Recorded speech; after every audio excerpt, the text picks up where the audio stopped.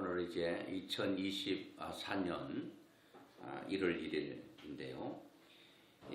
제가 여기 교회 오기 전에 서울 보신각에 사람들이 얼마가 모였다나요? 엄청난 사람이 모였고, 이제 그 동해안 같은 데 가면은 일출을 보기 위해서 사람들이 또 어마어마하게 모래사장에 모입니다. 예수 믿는 사람은 해와 함께 1년을 출발하는 것이 아니라 하나님과 함께 출발하는 것이 바로 믿음의 사람입니다. 해가 나를 도와주는 것이 아니라 하나님이 우리를 도와주셔야 될 줄로 믿습니다. 그래서 2024년 송구 영신 예배는 이제 신년 예배를 통하여 1년 동안 그 말씀 부여잡고 우리가 살아야 되는데요. 제가 이번에 2024년도에는 우리가 무엇을 붙들고 살아야 될까를 생각하다가 오늘 읽어드린 창세기 49장 22절에 있는 말씀부터 내용들을 읽어드렸는데요.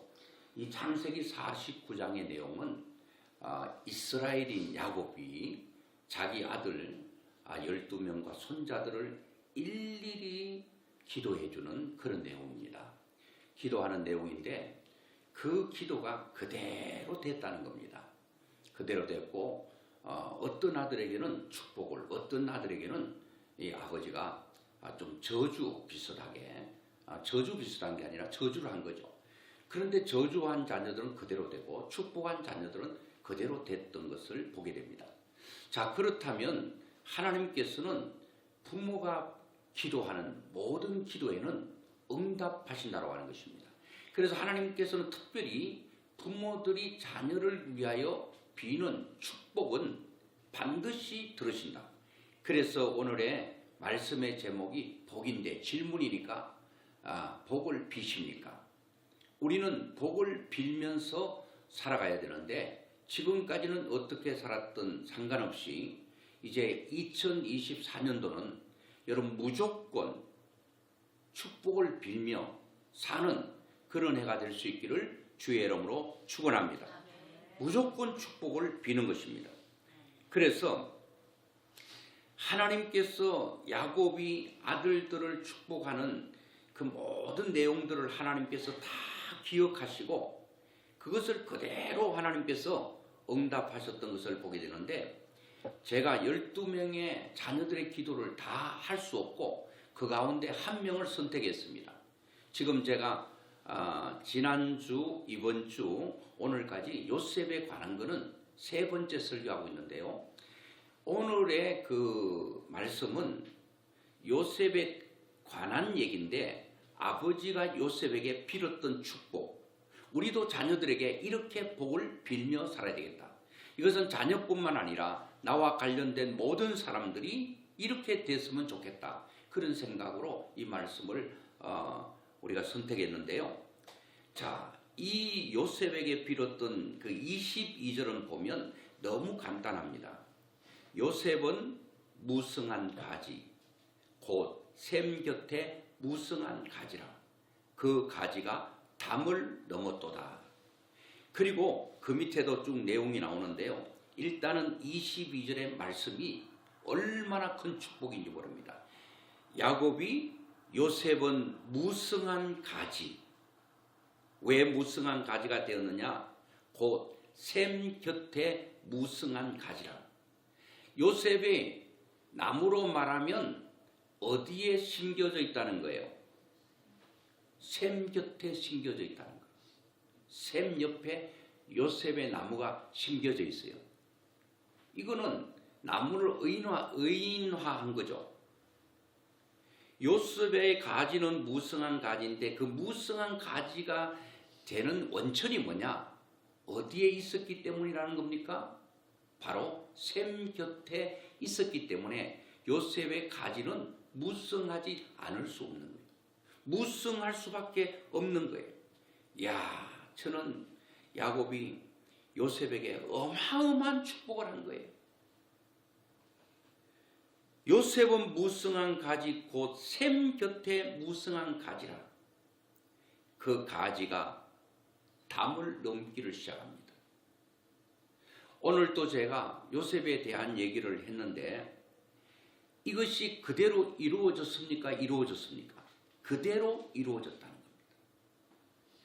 요셉의 생을 보면 그 가지가 담을 넘을 정도가 아니라 그 가지가 자신의 담을 넘고 그리고 가족들 모두에게 영향력을 미치는 그런 가지가 되고 그리고 그 가지가 이집트 모든 사람들에게 복이 되고 혜택이 되는 이런 우리나라에서만 영향력을 끼치는 게 아니라 세계 전역에 걸쳐서 요셉의 그늘 아래서 요셉의 축복의 그늘 아래서 요셉의 나무의 그늘 안에서 모든 사람들이 혜택을 받고 있다.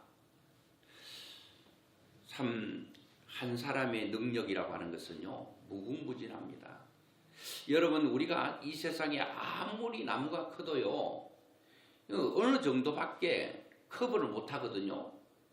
어느 정도만큼만 영향력을 미치지 여러분 한 나무가 아무리 커도 어떻게 권선동이란 한 동네를 덮을 수 있겠습니까?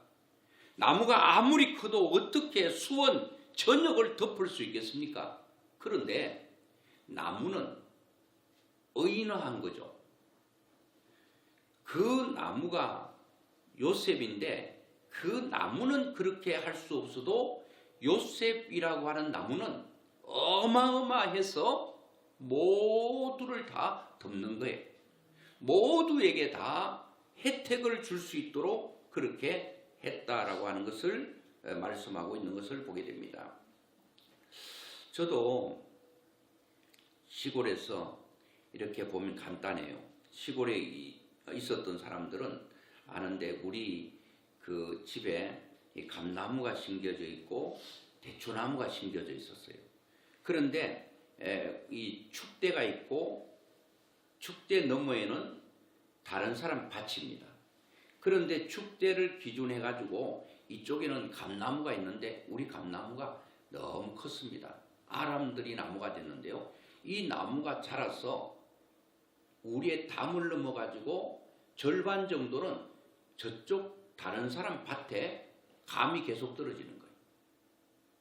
그리고 우리가 실컷 먹고 떨어진 감을 그 집에도 다 주워 먹어도 배가 터질 정도로 많이 먹을 수 있어요. 이쪽에는 대추나무가 있는데 대추나무가 자라가지고 또 가지가 담을 넘어서 저쪽 집에 다 떨어지는 거예요. 그 저쪽 집에 떨어졌다고 해서 우리가 이거는 우리 대추나무니까 다 갖다 주워 올 수가 없어요. 왜 저쪽 집에 문을 다 사리문 닫아놓으면 그거 열고 우리 집 대추고 우리 집 감이니까 저 집 밭에 가서 주워 오고 저 집 집에 가서 대추 주워 오고 또 호두나무가 있는데 호두나무가 담을 넘어 저쪽 집에 밭에 떨어져요. 그러니까 이게 지금 나무가 조금 할 때는 통제가 돼요. 우리만 먹기에도 부족할 수 있어요. 근데 이 나무가 점점 크니까 가지가 뻗어서 담을 다 넘는 거예요. 그래서 많은 사람들에게 혜택을 주는 것들을 보게 됩니다. 이 야곱이 빌었던 요셉에게 빌었던 축복은요. 샘 곁에 무성한 가지. 열대 지방에서는 이 무성한 가지는 풍요로움의 상징입니다. 이 상징적으로 말하고 있잖아요. 그러니까 그 더운 나라에서 이렇게 가지가 뻗어서 나간다는 것은 한마디로 요셉의 일생은 풍요로움의 상징이다. 너의 인생은 풍요로움이 넘치게 될 것이다. 그리고 부유함과 그 엄청난 풍성함이 너의 인생 가운데 있어질 것이라고 하는 이런 엄청난 복을 야곱이 아들 요셉에게 빌어주는 거예요. 여러분들이 자녀들을 위해서 비는 기도는 하나님 다 들으십니다. 그래서 특별히 2024년도는 자녀들을 위해서 끊임없이 기도하는 그런 축복된 부모들이 될 수 있기를 주의 이름으로 축원합니다. 기도하는 부모들은 오래 사셔야 돼요.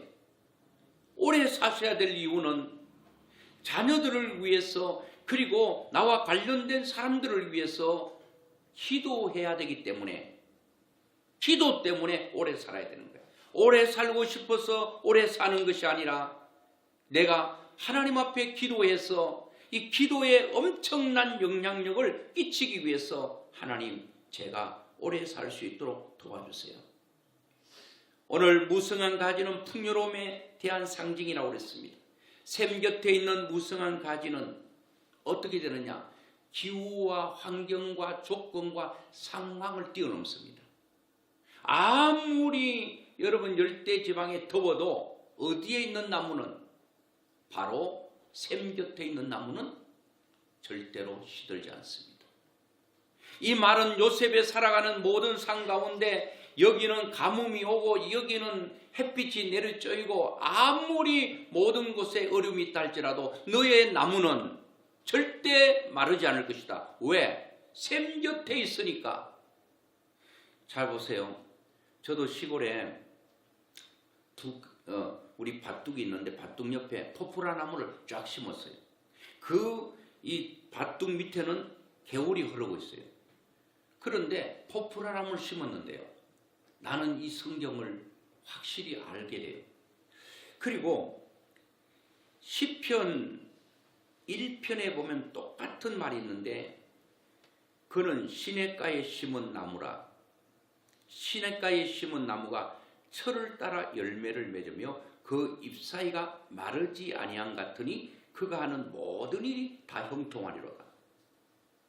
자, 요셉은 샘 곁에 심기온 나무라 이렇게 했죠. 그러니까 시편 1편에는 시냇가에 심은 나무는 철을 따라 열매를 맺고 그 잎사이가 마르지 않는데요. 그래가지고 포프라 나무를 이렇게 밭둑이 무너지지 않게 하기 위해서 뿌리를 내려서 그 밭둑을 보호하고 또 여러 가지 좋은 어떤 것도 자라면은 또 뭐 잘라서 땔감도 하고 또 다른 용도로 쓰기도 하기 위해서 포프라 나무를 심었어요. 그런데요, 엄청 더우니까 더우면 더울수록 햇빛이 내려쬐면 쬐일수록 샘 곁에 있는 나무, 시냇가에 심은 나무, 물 곁에 있는 나무는요 어떻게 되는지 아세요?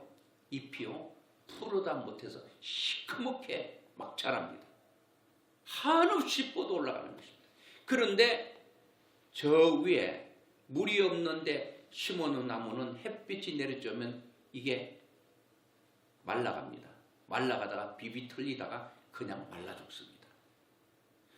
똑같은 햇빛이라도 어디에 심겨 있느냐에 따라서 이 나무의 생존이 달라집니다. 무조건 샘 곁에 있으면 햇빛이 내려쬐을 때요. 그때 다 자라는 거예요. 그때 다 자라는 거예요. 밑에서 물을 위에는 그 활엽수잖아요. 잎이 넓으니까 한없는 물을 요구하니까 밑에서 잎이 원하는 만큼 그 샘 곁에 있으니까 물가에 있으니까 한없이 물을 잎이 원하는 쪽마다 올려주니까 잎이 그냥 쫙쫙 뻗고 시커멓게 자라는 것을 보게 됩니다. 야곱이 이렇게 기도합니다. 너는 가뭄을 타지 않는 인생이다. 여기는 가뭄이 있어서 굶어 죽고 저기는 또 기후가 추워서 얼어 죽고 그런 상황과 그런 모든 환경이 주어진다 할지라도 너는 그렇지 않을 것이다. 잎이 무성하고 계속 자라듯이 너의 모든 삶은 풍성하게 번창하고 뻗어가고 성장하고 잘 될 것이다 라고 복을 빌었는데 어떻게 돼요? 요셉이 1차적으로 누구에게 그늘이 되어줬죠? 형들이 굶어 죽을 판에 가족들이 굶어 죽을 판에 요셉이 애굽의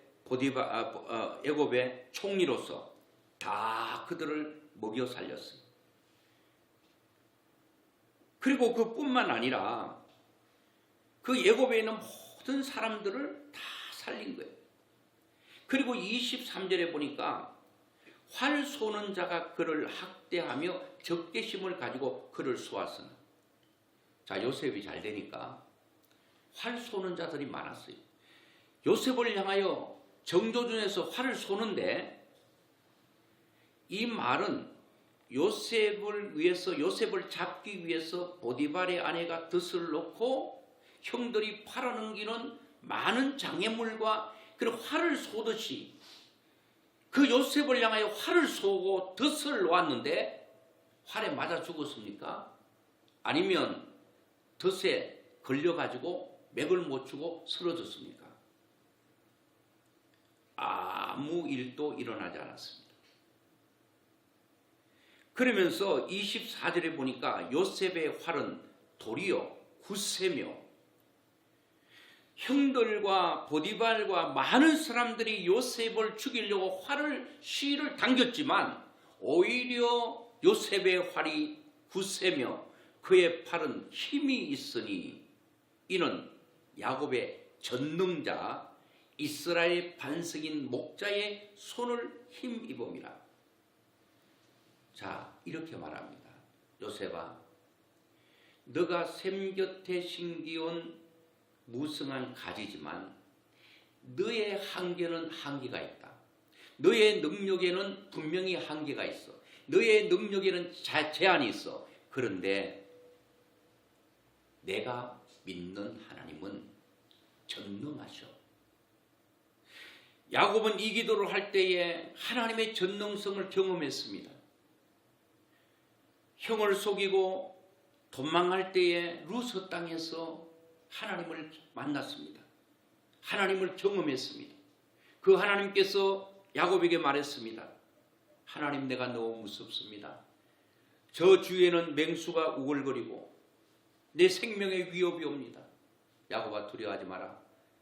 너가 외삼촌 집에 가서 돌아올 때까지 내가 너와 함께 하겠다. 너를 지켜주겠다. 그 밧단하러 외삼촌 집으로 가다가 밤을 맞이하고 그게 루스라고 하는 땅, 베델이죠. 거기에서 잠을 청하는데 사닥다리가 땅에서 하늘 꼭대기 닿고 천사가 오르락내리락 하는 걸 보면서 거기서 하나님께서 약속합니다. 내가 너를 지켜주겠다. 하나님께서 야곱을 지켜주셨습니다. 그런 대적들과 모든 어려움이 있을 때에 자기를 지켜주신 분이 어떤 하나님이라고 표현하고 있습니까? 전능하신 하나님, 엘샤다의 하나님. 그 하나님께서 너의 인생에 나무가 뻗어 전 세계를 향하여 영향력을 끼칠 수 있는 분이 바로 내가 믿는 하나님이었고, 그 하나님이 너를 그렇게 하실 거야.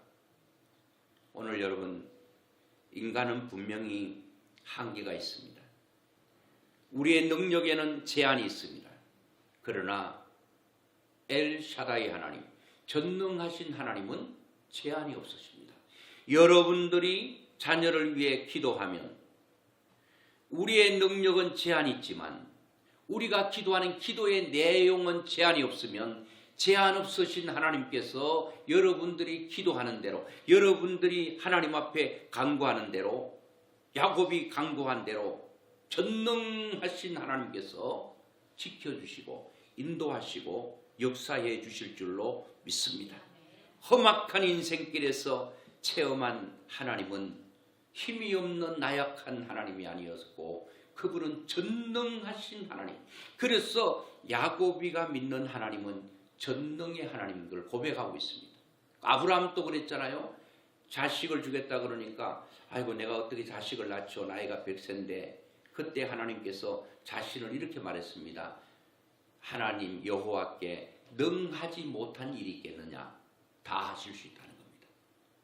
그러니까 야곱의 아버지 이삭, 조부 아브라함이 믿었던 그 하나님, 그 하나님은 힘없이 맥없이 아무것도 하실 수 없는 분이 아니라 그분은 바로 전능하신 하나님.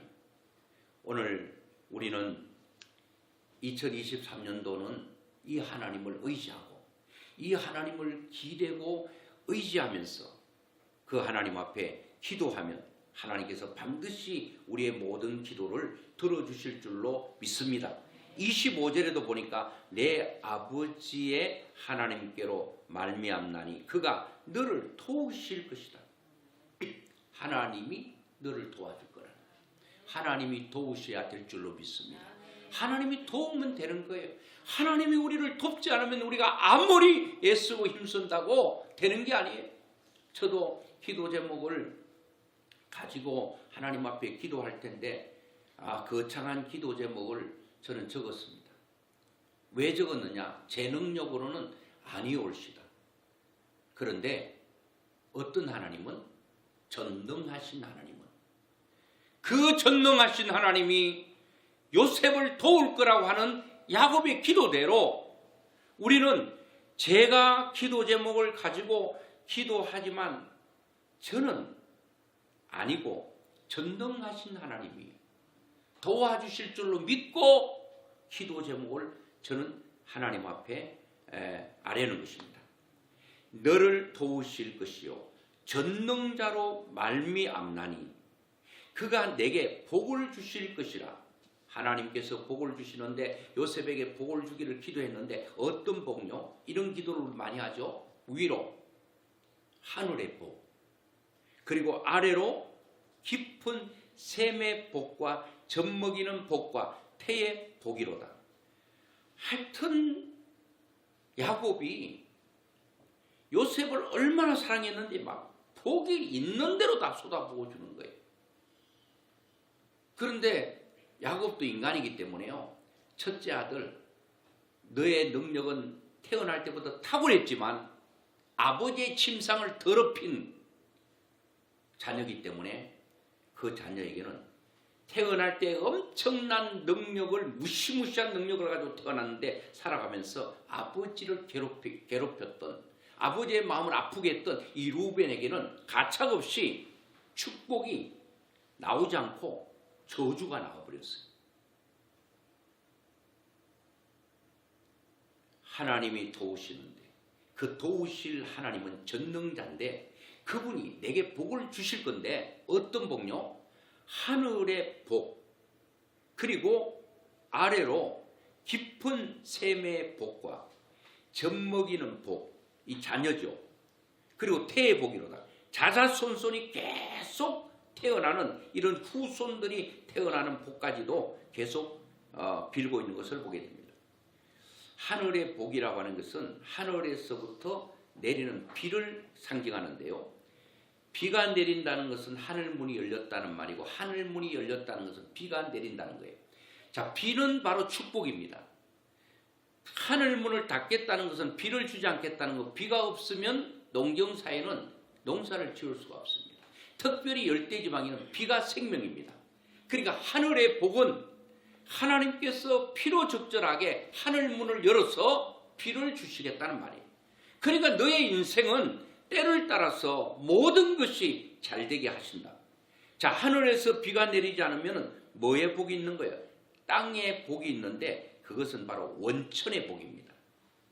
이 원천과 근원은 동의어인데 특별히 물의 근원을 의미하는데, 우기가 짧고 이스라엘 같은 데는 우기가 짧고 연중 강수량이 매우 적기 때문에 물이 얼마나 귀한지 모릅니다. 광야 사막 지방에서 샘과 시내로부터 얻어지는 풍성한 물은 바로 충만한 은혜가 아닐 수가 없습니다. 거기에 젖먹는 복, 태의 복, 그리고 자손의 번성에 대한 복, 이런 모든 것들을 다 얘기하고 있는 것을 보게 됩니다. 제가 뭐 다 말씀드릴 수는 없는데 이 26절에도 보니까 이런 복을 합니다. 내 아버지의 축복이, 그러니까 야곱 자신이죠. 네 아버지가 누구예요? 야곱이죠. 그러니까 자신을 가리킨 거. 네 아버지, 내 아버지의 축복이 내 선조의 축복보다 나았어. 그러니까 이 야곱의 아버지는 이삭입니다. 이삭보다 야곱 자기가 더 낫고, 그리고 자기 조부 아브라함보다도 이삭이 낫고, 이삭보다는 자기 자신 그 요셉의 아버지 야곱이 낫는데, 너는 어떻게 되는가 하면은 너의 축복은 선조의 축복보다 나았어. 그러니까 복이 조부 아브람, 그리고 부친 야곱, 조부 이삭, 그리고 그 위에 할아버지보다도 더 큰 복이 너에게 있기를 원하는데, 그 축복이 나와서 영원한 산이 한없음 같이 이 축복이 요셉의 머리로 돌아가며 그 형제 중 뛰어난 자의 정수리로 돌아오리로다. 이렇게 요셉에 대한 축복을 마무리 짓습니다. 하여튼 제가 설명을 드렸는데요, 하여튼 모든 복이 다 들어있어요. 그러니까 여러분들은 자녀들에게 빌 수 있는, 여러분들의 단어로 기억될 수 있는 모든 복을 자녀들에게 다 쏟아 부어주세요.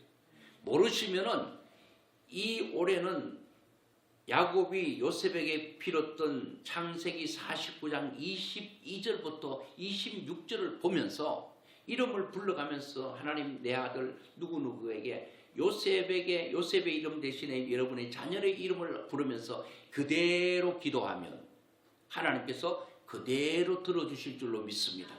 야곱의 하나님이 우리 하나님이에요. 야곱의 기도를 들어주시고 야곱의 기도를 기뻐하셨다면 오늘 부모된 우리, 그러니까 아버지는 하나님을 대리하고 있는 하나님의 대리자잖아요. 하나님께서는 부모에게 이런 권세를 허락하신 거예요. 너는 자녀들을 위하여 기도해라. 우리는 자녀들을 위해서만 기도하는 것이 아니라 누구를 위해서 또 기도해야 되겠습니까? 바로 모든 사람을 위해 기도해야 됩니다.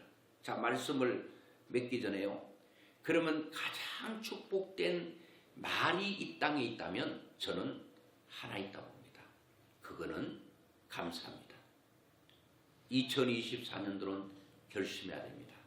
나는 누구에게나 축복된 사람으로 살리라. 그 축복의 단어 가운데 가장 좋은 단어는 감사입니다. 무조건 감사하는 것입니다. 이래도 감사하고 저래도 감사하고 좋아도 감사하고 나빠도 감사하고 모든 상황에 있어서 감사하는, 이것이 가장 큰 축복인데, 제가 지난번에도 한번 이 감정을 했는데요, 모든 상황을 이기는 것이 바로 뭐냐? 감사입니다. 여러분, 가뭄을 축복으로 바꾸는 것은 감사인데, 어떤 사람이 암에 걸렸습니다. 처음에는 하필이면 왜 나만 이런 병에 걸리나 하늘을 원망하고 슬퍼하고 좌절했다고 그래요. 그 암이 있는 사람들은 처음에는 부정하죠. 인정하고 싶지 않죠. 제가 오래전에 우리 교회 집사님이 그 요양보호사를 했어요. 그래, 아주대학 병원에서 하는데 그 당시에 42살이었어요. 젊잖아요. 청년이지, 청년. 그래서 저보고 연락 왔어. 목사님, 여기에 자기가 간호하고 있는 그 사람 중에서 42살인데 암이 걸렸는데 이제 곧 세상을 이제 떠나야 되는데 목사님 오셔가지고 좀 예수님을 좀 영접했으면 좋겠다 해서, 목사는 예수님 영접하라고 하는 말을 굉장히 좋은 거잖아요. 빨리 갔어요. 갔는데요, 제가 가서 안녕하세요 그러니까 돌아눕더라고요. 목사 보기 싫다 이거지. 그래서 제가 돌아누운 사람에게 이런저런 말을 걸었습니다.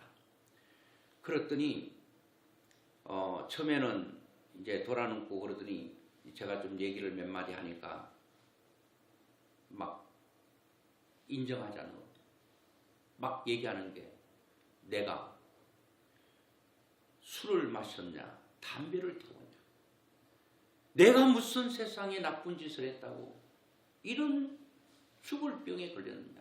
그때 부신암이었는데 나는 장기 중에 부신이 어디 붙은지 몰라요. 그때 처음 들었어요. 부신암이라고. 그래가지고 막 원망하는 거예요. 그러면서 내가 누구인데 잘못 산 것도 없고 손해를 끼친 적도 없고 억울하게 한 적도 없고 내가 담배 술 태우고 마신 적이 없는데, 나는 내가 좀 이렇게 선하게 사는 죄밖에 없는데 왜 나에게 이런 죽을 병이 걸렸냐고 얘기하더라고요. 그래서 제가 이제 교회는 다녀봤느냐 이렇게 하니까 군대에서 세례 받았다고 그래요. 그래서 제가 예수님을 소개하고 예수를 영접했는데요. 그런 거예요. 그러니까 이게 인정하고 싶지 않는 거예요. 그래 이 사람도 이제 암이 걸려서 막 그냥 좌절하고 슬퍼하고 원망하고 막 하나님께 대들고 삿대질하고 그래 점점 병이 이제 깊어져 가는 거죠. 스트레스가 병을 악화시키는 거 아니겠습니까? 근데 제가 여러분들에게 2024년도는 감사를 하라고 하는 이유 중에 하나가 여기 나옵니다. 저는 가장 축복된 말은 감사라고 생각합니다. 아내에게 감사하고 남편에게 감사하고 자식에게 감사하고 친구에게 감사하고 나와 관련된 모든 사람에게 무조건 감사하는 것입니다. 감사는 대단한 능력을 가지고 있는데요. 이 암 환자가 이제는 원망하다 보니까 더욱더 병이 깊어져 가고 점점 심해져 가는 겁니다. 그러던 어느 날 누군가가 감사하는 사람에게는 건강 바이러스가 생겨난다는 충고를 듣게 됐다고 해요. 감사하면 엔돌핀, 다이돌핀이 나와서 암을 이길 수 있는 엄청난 바이러스, 건강의 바이러스가 생긴다는 얘기를 들었다는 거예요. 그때부터 그 사람은 어차피 죽을 목숨, 이렇게 낙심하고 원망하고 시간 보낼 것이 아니라 뭔가 감사할 내용을 찾아보자 생각하고 무엇이든지 감사하기로 결심했다는 거예요. 이게 중요합니다. 여러분들이 새해를 출발하면서 내가 오늘 바로 이제 오늘부터 무조건 감사하기로 결심하는 게 중요합니다. 어떤 사람은 입만 열면 불평, 불만, 짜증 이거는 습관이 돼 있으면요. 입을 열면 거기 나옵니다. 그렇게 막 원망 불평하고 입을 두드려서라도요. 집어넣고 감사를 하기로 결심하는 겁니다. 자, 이 암 환자가 그렇게 하기로 결심했습니다. 결심과 결단은 씨앗이라고 그랬잖아요. 내가 이렇게 살겠다 그러면 그게 씨앗이 생겨서 생명이 있어서 그것이 싹이 트고 자라는 것입니다. 그래서 이 결심은 굉장히 중요한 겁니다. 어떤 결심, 나쁜 결심 말고 좋은 결심, 뭐 하기로? 감사하기로. 오늘 여러분도 결심할 수 있기를 주의 이름으로 축원합니다. 결심을 하고 그래서 그는 아파도 전에 같으면 아플 때 짜증내고 신경질 내고 막 그냥 몸부림치고 욕하고 했는데 아파도 통증이 와도 주사를 맞아도 치료를 받을 때도 잠을 잘 때도 잠이 오지 않을 때도 일어날 때도 늘 감사합니다라고 말하며 매 순간 감사하기를 반복을 했다고 그래요. 그냥 짜증나는 일은 그래도 감사합니다. 그래도 감사합니다. 그래도 감사하는 자가 되었다고 그래요. 그러자 놀라운 일이 일어났답니다. 암세포가 하나, 둘 줄어들기 시작하더니 완전히 사라져버린 것입니다. 건강이 회복된 것입니다. 감사가 암을 이긴 것입니다. 그런데 여러분, 암을 가지고 있는 사람이 감사해서 암을 퇴치하고 암이 사라졌다면 우리 속에 암을 다 가지고 있다고 그러잖아요. 이게 힘을 쓰지 못할 뿐이지. 그런데 암이 없는 사람이 감사하면 어떻게 되겠어요? 암이 발붙일 수가 없지 않겠습니까? 암이 그냥 뿌리를 내려도 감사하면 그 뿌리가 뽑혀지고 뿌리가 사라지는데 암이 없는 우리가 감사하면 암이 뭔가 뿌리를 내려오다가 그냥 감사합니다 하면 뿌리를 내릴 수 없는 거예요. 그러니까 암이 살 수가 없는 거예요. 그래서 암을 이긴 것이 되는 것입니다. 감사는 암을 이길 뿐만 아니라 오늘 우리는 감사는 존 헨리가 말한 것처럼 존 헨리 박사가 말한 것처럼 감사는 최고의 항암제요, 해독제요, 방부제다. 그래서 감사보다 더 놀라운 것은 없다는 겁니다. 감사는 하늘의 축복의 문을 여는 열쇠고 우리가 잘 아는 인도의 시인 타고로도 이렇게 말했습니다. 감사의 분량은 곧 행복의 분량이다. 감사를 우리가 습관화해야 된다는 겁니다. 올해는 감사를 풍성하게 해서 모든 것이 감사로 되어지고, 그래서 여러분 올해는 딱 결심하는 거예요. 무조건 축복한다. 무조건 감사한다. 무조건 내가 짜증과 원망과 불평은 내 사전에서 완전히 사라지고, 이제는 그래도 감사. 따라합시다. 그래도 감사합니다. 그래도 감사가 뭔지 아시겠죠? 감사할 수 있는 일이 없어도 그래도 감사합니다. 몸이 아파서라도 그래도 감사합니다. 애들이 말을 잘 듣지 않아도 그래도 감사합니다. 하나님, 삶이 녹록지 않아도 그래도 감사합니다. 그럼에도 감사합니다. 그럼에도 불구하고 감사합니다. 무조건 감사하면 감사할 수 없는 환경을 하나님께서 감사로 바뀌어주시고 축복의 삶으로 바뀌어지게 되고, 올해는 여러분과 저에게는 잘 될 일밖에 안 남았습니다. 잘 될 일들만 우리가 미지의 세계지만 열려질 것입니다. 뭐만 하면? 축복의 기도만 하면, 그리고 감사의 말만 하면 하나님께서 열어주십니다. 그리고 마지막으로 제가 부흥에 가면 트레이드 마크가 딱 하나 있습니다. 통과입니다. 제가 딱 부흥회를 시작하자마자 부흥회 시작할 때부터 끝날 때까지 어떤 일이 있더라도 통과입니다. 여러분, 이 통과가 얼마나 큰 능력인지 아십니까? 걸리면 안 됩니다. 올해 수많은 사람 만날 것입니다. 수많은 일들을 만나게 될 것입니다. 걸리지 마세요. 그리고 무조건 통과시키세요. 여러분, 막히면 죽습니다. 막히면 터집니다. 피가 막히면 어떻게 돼요? 그냥 반이 못 서게 되잖아요. 터지면 뇌출이 되면 뇌경색, 뇌출혈, 막히고 터지면 안 됩니다. 흘러야 됩니다. 그래서 흐르기 위해서는 눈에 거슬리는 일이 있더라도, 못마땅한 게 있더라도 통과.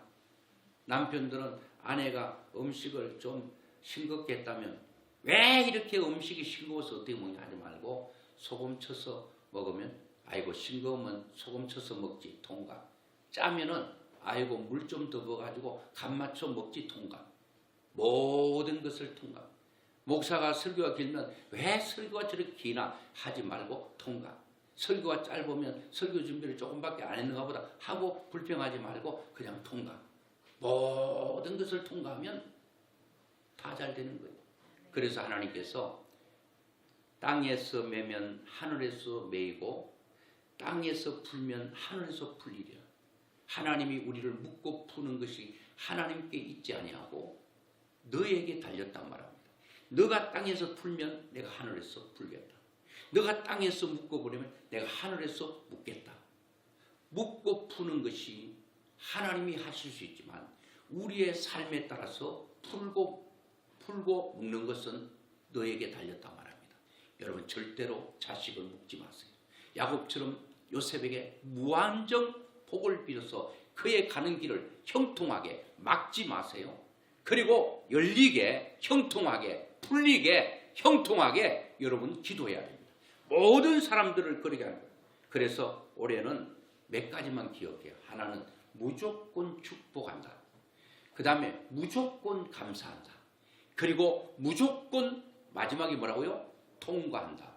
그러니까 여러분 속으로 하세요. 속으로. 아이고 진짜 막 그냥 신경질 나고 통과. 다 통과시켜요. 여러분의 마음이 꼬부라지면 100이면 100 다 걸립니다. 어떻게 하면 안 걸리죠? 마음이 펴지면 됩니다. 내 마음이 펴져 있으면 걸고 싶어도요. 걸어보자. 안 걸리는. 그런데 꼬부라져 있으면서 안 걸리겠지 했는데 다 걸리는. 그거는 상대에게 문제가 있는 게, 상대에게 걸리는 것은 상대가 문제가 아니라 내가 펴 있으면 10,000명도 안 걸려요. 내가 꼬부라져 있으면 이렇게 하는 쪽도 다 걸리는 거예요. 그러니까 통과. 그러니까 내가 통과하면 하나님께서도 다 통과시킬 거예요. 올해 한 번 더 반복합니다. 올해 뭐만 하면 살겠다? 축복하며 살겠다. 축복만 하며 살겠다. 두 번째, 감사만 하면서 살겠다. 세 번째는 무조건 통과만 하면서 살겠다. 속으로 통과. 다 통과해 보세요. 얼마나 좋은지 몰라요. 통과만 시키면 걸리는 게 없으니까 얼마나 축복이 되겠습니까? 이런 은혜가 2024년 여러분 개인과 가정과 가족들 또 우리 교회에게 넘치게 되기를 주의 이름으로 축원합니다.